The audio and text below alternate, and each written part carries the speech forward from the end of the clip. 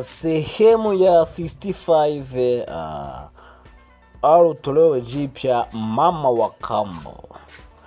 Asubuhi ilianza kwa ajali ndogo.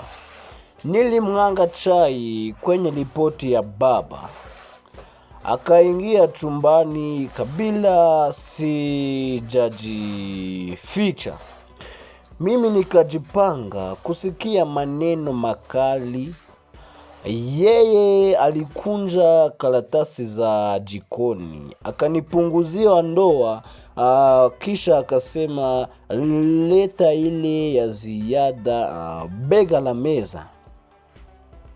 Tuliandika tena pamoja, yeye akitoa maneno, mimi nikiandika.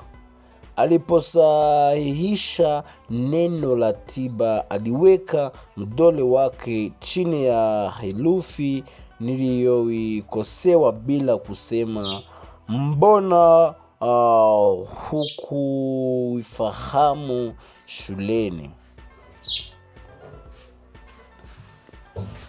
Baadaye tulitembea kituoni cha mabasi kumsindikiza baba.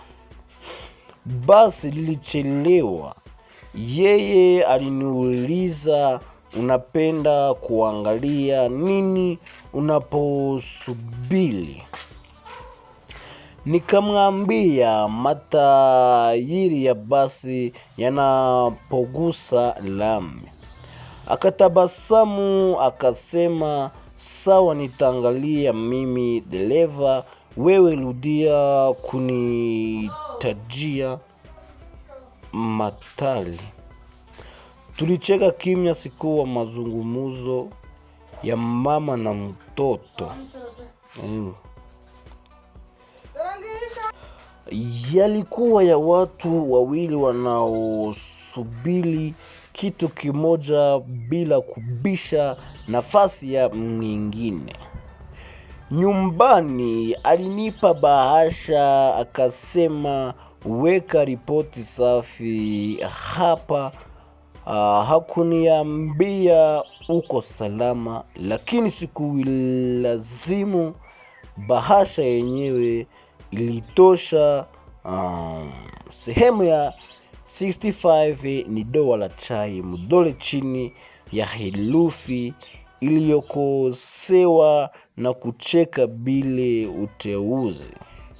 Hatujengi familia kwa hotuba, tumejenga kwa kurudia ripoti, kutoa na ratiba tuliyosahihisha pamoja.